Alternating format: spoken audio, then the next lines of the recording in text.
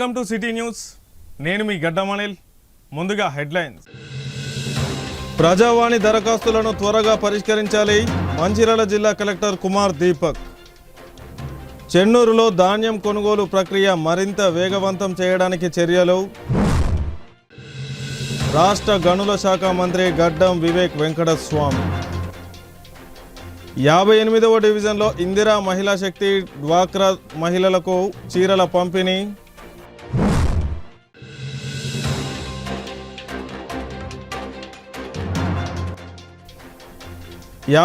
డివిజన్లో చీరల పంపిణీ చేసిన కార్పొరేటర్ బొట్ల అనిత సత్యనారాయణ. ప్రజావాణి కార్యక్రమంలో అందిన దరఖాస్తులను క్షేత్రస్థాయిలో పరిశీలించి త్వరగా పరిష్కరించాలని మంచిర్యాల జిల్లా కలెక్టర్ కుమార్ దీపక్ అన్నారు. సోమవారం జిల్లాలోని నస్పూర్లో గల సమీకృత జిల్లా కార్యాలయాల భవన సమావేశ మందిరంలో జిల్లా అదనపు కలెక్టర్లు పి చంద్రయ్య, వి రాములుతో కలిసి అర్జీదారుల నుండి దరఖాస్తులను స్వీకరించారు. ఎండల తీవ్రత ఎక్కువగా ఉన్నప్పటికీ జిల్లా మారుమూల గ్రామాల, మండలాల నుండి అర్జీదారులు తండోపతండాలుగా ప్రజావాణి కార్యక్రమానికి హాజరయ్యారు. ఈ సందర్భంగా మంచిర్యాల జిల్లా కలెక్టర్ కుమార్ దీపక్ మాట్లాడుతూ ప్రజావాణి కార్యక్రమంలో అందిన ప్రతి దరఖాస్తులను క్షుణ్ణంగా పరిశీలించి త్వరగా పరిష్కరించే విధంగా చర్యలు తీసుకోవాలని అధికారులను ఆదేశించడం జరుగుతుందని అన్నారు. ఈ కార్యక్రమంలో జిల్లా అధికారులు, సిబ్బంది తదితరులు పాల్గొన్నారు.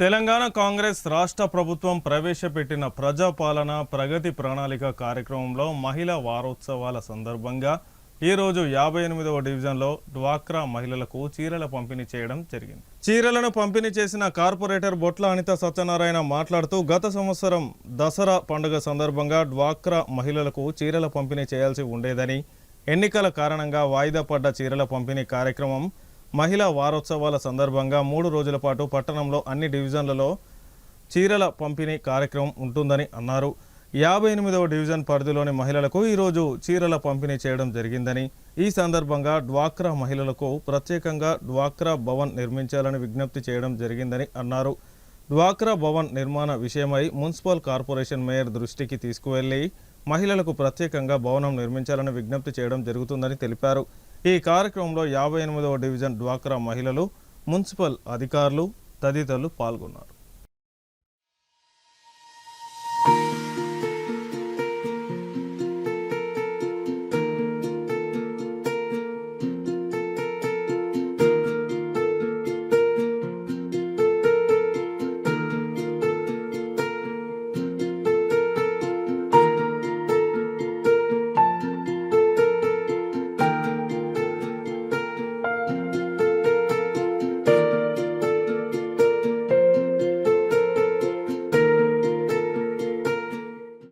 మహిళల వారోత్సవాల సందర్భంగా డ్వాక్రా మహిళలకు చీరలు పంపిణీ చేయడం జరిగింది. సందర్భంగా ప్రభుత్వానికి మా మహిళల తరఫు నుంచి కృతజ్ఞతలు తెలియజేస్తున్నాను.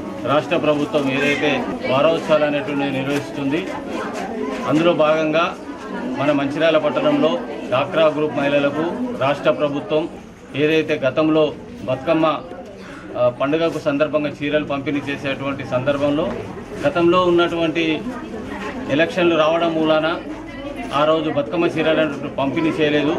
కానీ సందర్భం ఈరోజు మహిళల యొక్క వారోత్సవాలు నిర్వహించుకుంటున్న సందర్భంగా ఈ 3 రోజులు మహిళల యొక్క వారోత్సవాలు రాష్ట్ర ప్రభుత్వం చాలా ఘనంగా నిర్వహిస్తుంది. ఆ సందర్భంగానే ఈరోజు డ్వాక్రా గ్రూప్ మహిళలందరికీ కూడా ఈ యొక్క చీరల పంపిణీ కార్యక్రమం చేసి వాళ్ళను సంతోషపరచాలనే ఉద్దేశం మీద మహిళల యొక్క సాధికారం ఇంకా పెంచాలని, మహిళల యొక్క హక్కులను, వాళ్ళ యొక్క బాధ్యతలను ఇంకా పెంచాలనేటువంటి రాష్ట్ర ప్రభుత్వం యొక్క సంకల్పం అందులో భాగంగానే ఈరోజు మహిళలకు చీరలు పంపిణీ కార్యక్రమం చేయడం అనేది జరిగింది.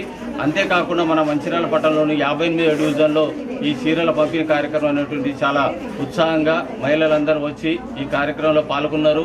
వాళ్ళందరూ కూడా చీరలు చూసి చాలా ఆనందంగా మంచి చీరలే రావడం జరిగింది అనేటువంటి సంతోషాన్ని కూడా వ్యక్తిత్వం చేసిండ్రు. అంతేకాకుండా ఈ యొక్క మంచిర్యాల పట్టణం 58వ డివిజన్లో డ్వాక్రా భవనం కావాలని గత కొన్ని సంవత్సరాల నుంచి వెళ్ళి విజ్ఞప్తి చేస్తుండ్రు. ఆ యొక్క విజ్ఞప్తిని మేము రాష్ట్ర ప్రభుత్వానికి మా మంచిర్యాల కార్పొరేషన్ కూడా వినతి పత్రం అనేది సమర్పించడం జరిగింది.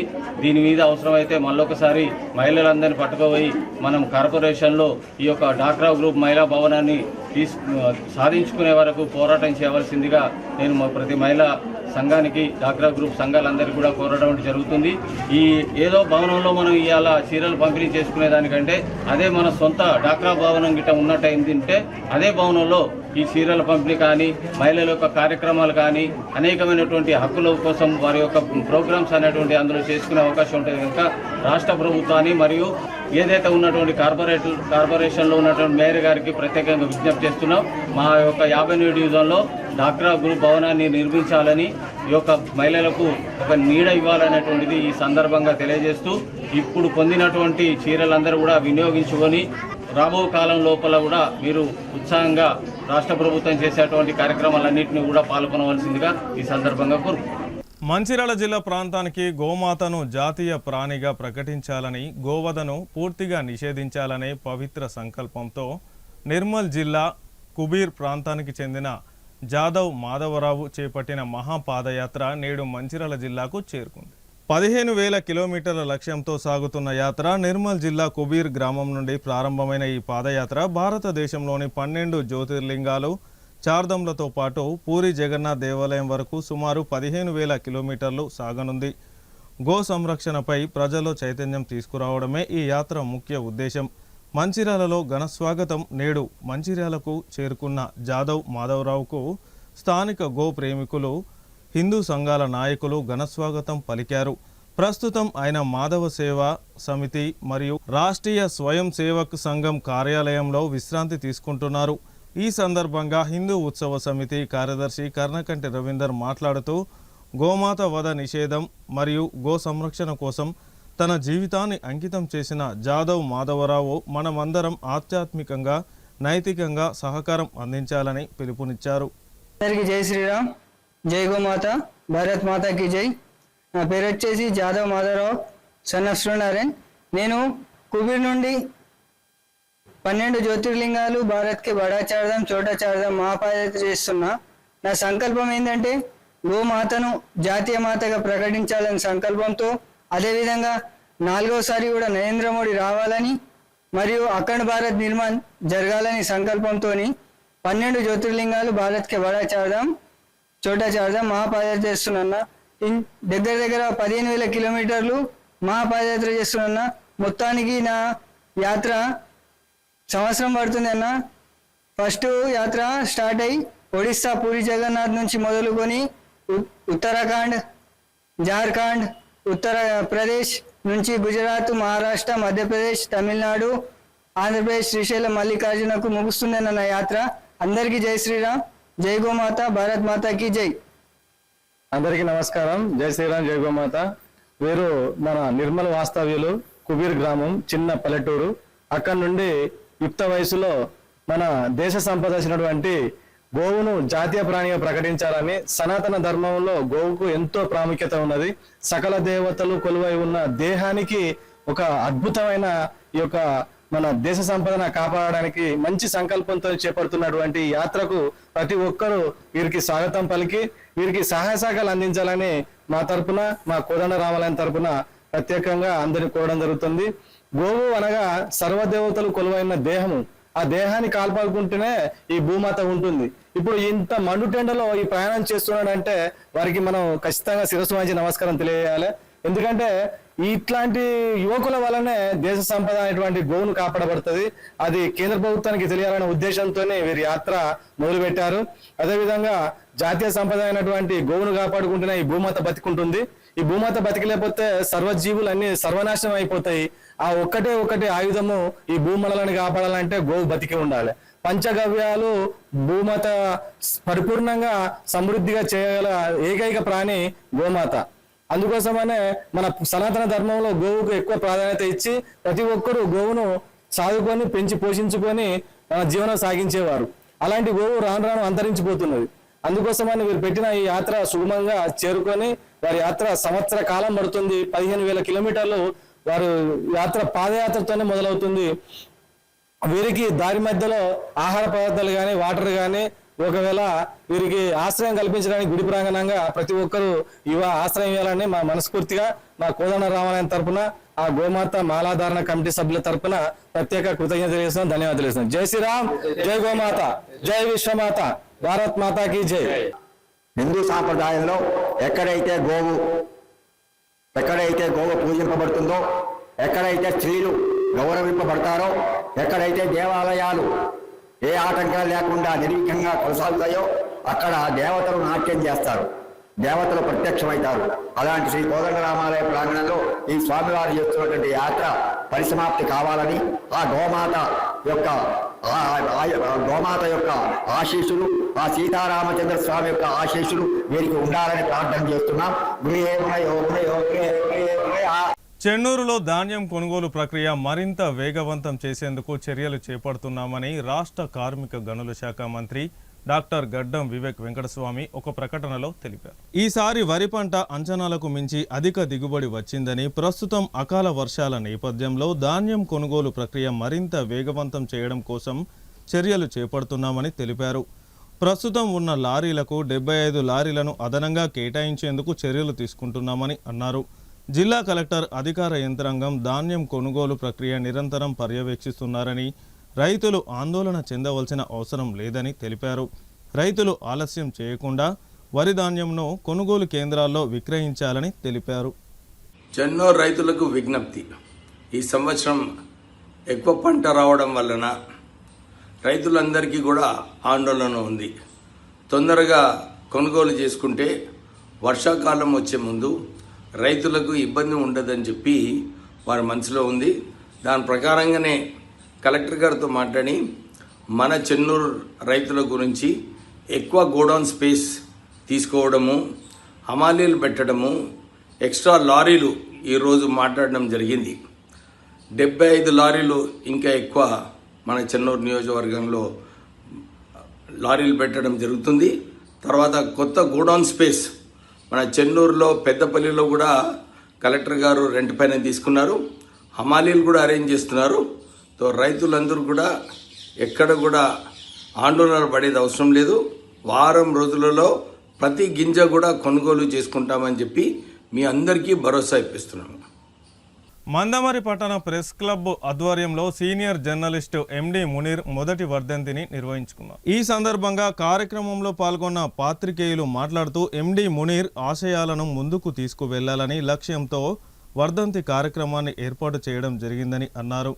ఈ వర్ధంతి కార్యక్రమానికి టీఆర్ఎస్ పట్టణ నాయకులు ఎండి అబ్బాస్, ప్రెస్ క్లబ్ పాత్రికేయులు బొడ్డు మల్లేష్, గాండ్ల సంజీవ్, గజ్జల రామచందర్, సకినాల శంకర్, ఉప్పిలేటి నరేష్, శెట్టిపల్లి విజయ్, విత్తనాల శ్రీనివాస్, కడారి శ్రీధర్, పూర్ణ రాజ్ కుమార్, అనిల్ భగత్, సంతోష్, సారంగం తదితరులు పాల్గొన్నారు. ఆయన జీవితం మొత్తం ఒక ఆదర్శప్రాయం. అది కేవలం ఒక వ్యక్తుల జీవితం ఎవరిదైనా కూడా ఒక పేపర్ రూపకంగా రాసే ఒక పత్రిక కావచ్చు, లేదా ఒక పుస్తకం రూపంలో రాసే పుస్తకంగా ఉండొచ్చు. కానీ మునీర్ అన్న జీవితం మొత్తం ఒక గ్రంథాలయం లాంటిది. ఆయన జీవితం గ్రంథాలయం అంటే ఈ కార్మికుల పోరాటాలు, బస్తీల పోషమ్మ నుంచి బావి మీద మైసమ్మ వరకు తన జీవితం దాంతోనే ముడిపడి ఉంటుంది ఎక్కువ. అదేవిధంగా తెలంగాణ ఉద్యమ సమయంలో కూడా కార్మికులు సింగరేణి సమ్మె సైరన్ ముగించి దానికి మునీరన్ననే ముందుండి నడిపించిన ఘనత మునీరన్నకు సొంతం. ఈ రకంగా చూస్తే నేను మునీరన్నతో నాకున్న దాదాపు ఒక 3 దశాబ్దాల అనుబంధంలో నేను అత్యంత సన్నిహితంగా అంటే బస్తీ వాసిగా నేను చూసింది. ఈ ప్రాంతంలో రక్తదాన శిబిరాలు మొట్టమొదటిసారి నిర్వహించింది మునీరన్న. ఆ కార్యక్రమాల నుంచి మొదలు పెడితే అంటే ఫ్యూడల్ వ్యవస్థలో అణచివేతలు, అక్రమాలు కావచ్చు, ఇవన్నీ చూస్తే మునీర్ అంటేనే ఒక స్త్రీ స్వేచ్ఛలో మునీర్ ఉంటాడు, సింగరేణి స్వేచ్ఛలో మునీర్ ఉంటాడు. మనము భగత్ సింగ్ గురించి వింటూనే ఉంటాం, అంటే ఎవరైనా భగత్ సింగ్ని ఆదర్శంగా తీసుకుంటాం. దేశానికి స్వేచ్ఛను ఇచ్చింది, స్వాతంత్రాన్ని ఇచ్చిన దాంట్లో భగత్ సింగ్ పాత్ర ఎంత ఉంటుందో సింగరేణిలో మునీర్ పాత్ర అంతే ఉంటుంది. ఈ దేశంలో అత్యున్నత వ్యవస్థలు అంటే అందరూ చెప్తా ఉంటా, నేను విన్నా, కానీ నేను దగ్గర నుంచి చూసింది, నేను ఎదుర్కొంది, నాకు అనుభవం అయింది. ఈ దేశంలో రెండో పేరు ఉన్నదే మునీర్.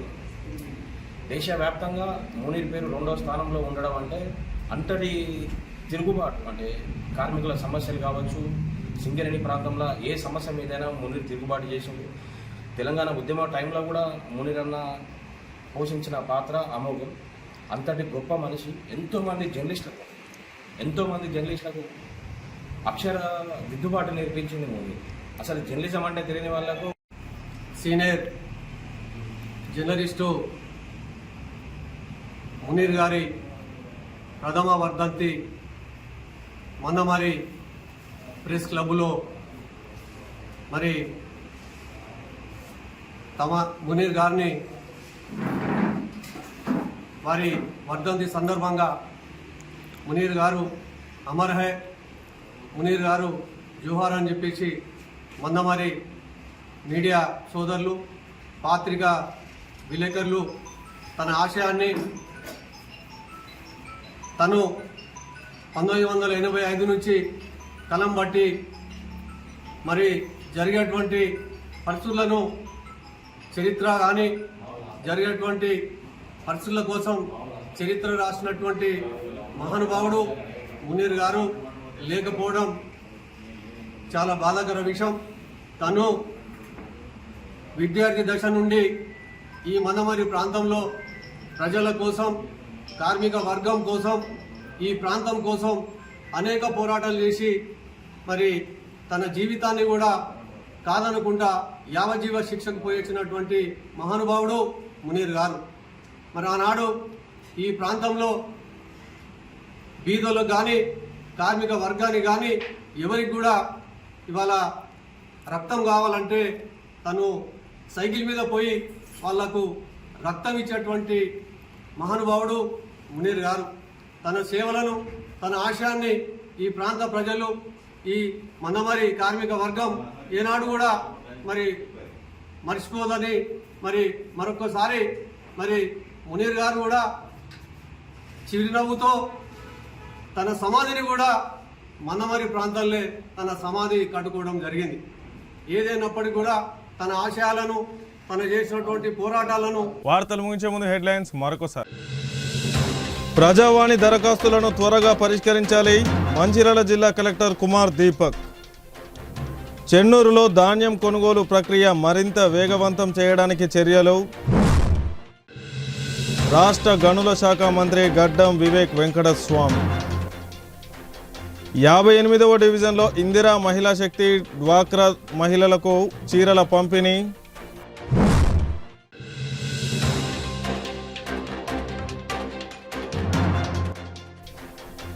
యాభై 58వ డివిజన్లో చీరల పంపిణీ చేసిన కార్పొరేటర్ బొట్ల అనిత సత్యనారాయణ.